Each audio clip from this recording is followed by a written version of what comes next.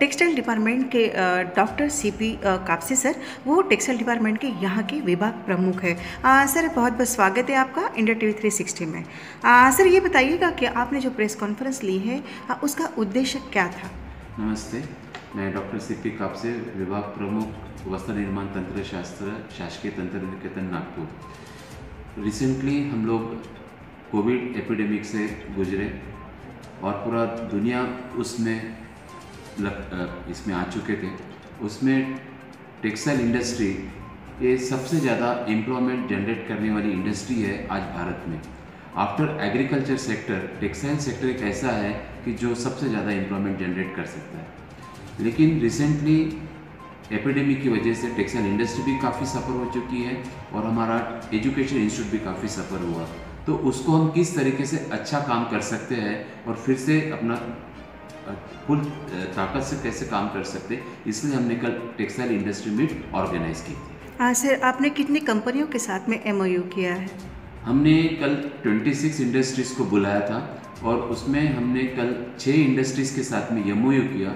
MOU का memorandum of understanding ये industry के लिए भी बेनिफिट है, ये सोसाइटी के लिए भी बेनिफिट है, फैकल्टी के लिए भी बेनिफिट है, and ultimately it is a benefit to the student for getting employment, for getting the skill development and for getting the practical experience, and overall ultimately इसका सबसे ज़्यादा बेनिफिट नेशन को होता है, जिससे GDP बढ़ती है, इम्प्रूवमेंट होती है, एम्प्लॉयमेंट जनरेशन होती है। अभी तक कितने स्टूडेंट आपकी जो इंडस्ट्रीज़ जो आपने जिसमें करार किया है उसमें कितने बच्चों को अभी तक का जो जॉब है वो मिला हुआ है आपके इंडस्ट्री के माध्यम से? टेक्सटाइल इंडस्ट्री में हमारे जो बच्चे पास आउट होते हैं ऑलमोस्ट 90 to 95% बच्चे एब्सॉर्ब हो जाते हैं, क्योंकि टेक्सटाइल ऐसी ब्रांच है कि उसको डिप्लोमा पास होने के पहले वो बच्चे के पास में 2 से 3 जॉब होते हैं।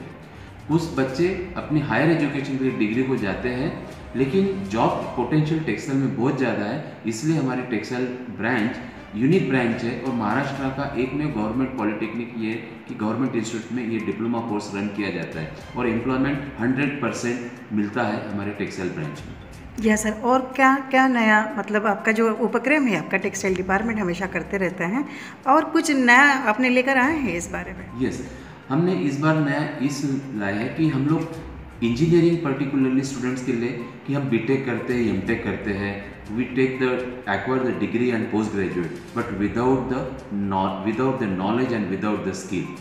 Industry people always demanding that sir your student does not have the practical skill or professional skill, or they are very skillless people in spite of their having the degree.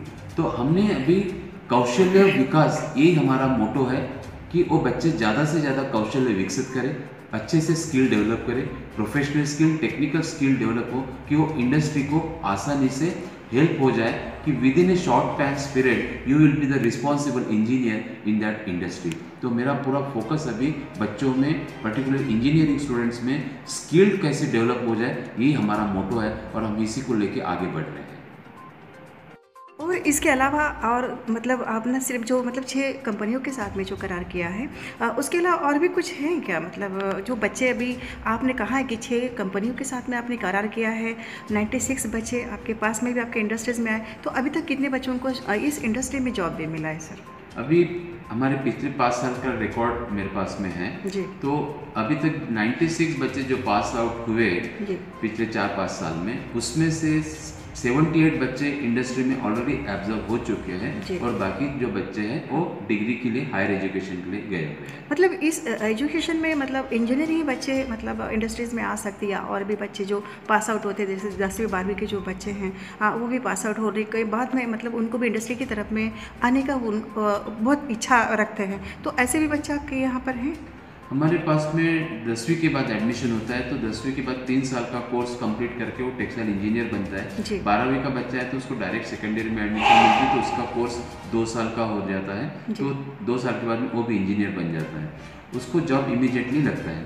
लेकिन बहुत से industries में ऐसे है कि 10वीं fail, 12वीं fail बच्चे जॉब करते हैं 5 साल से, 7 साल से, 8 साल से, उनके पास में टेक्सटाइल का ना डिग्री कोर्स होता है ना डिप्लोमा कोर्स होता है। इसलिए अभी skill council of India, textile skill council of India से भारत सरकार की मिनिस्ट्री ऑफ एंटरप्रेन्योरशिप, उसके तहत हम हर इंडस्ट्री में ट्रेनिंग प्रोग्राम ऑर्गेनाइज कर रहे हैं कि जिसकी वजह से जो बच्चा टेक्निकली क्वालिफाइड नहीं है, 10वीं फेल है, 12वीं फेल है, he could not acquire the degree और डिप्लोमा, तो हम ऐसे बच्चों को उनके इंडस्ट्री में जाके, उनके फैक्ट्रीज में जाके हम ट्रेनिंग देंगे और उनका और कौशल्य और उनको एक सर्टिफिकेट देके उनकी वैल्यू हम बढ़ाएंगे। तो अब की बार मतलब जो इंजीनियर के जो बच्चे हैं उन्हीं को ज़्यादा मोटिवेशन हम दे रहे हैं क्या?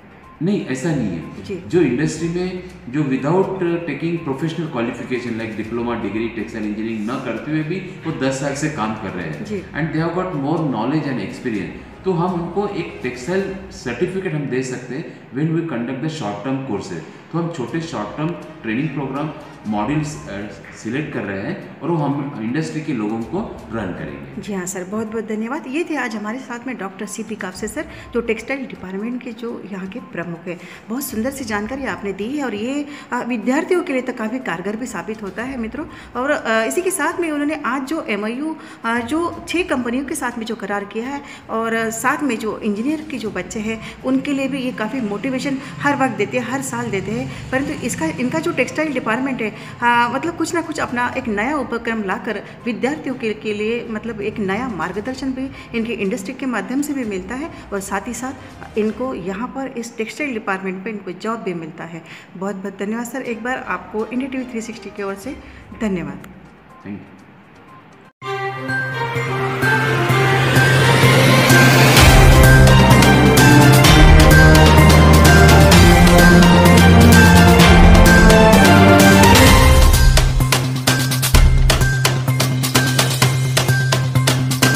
अभी तक हमारा चैनल सब्सक्राइब नहीं किया तो सब्सक्राइब करो, लाइक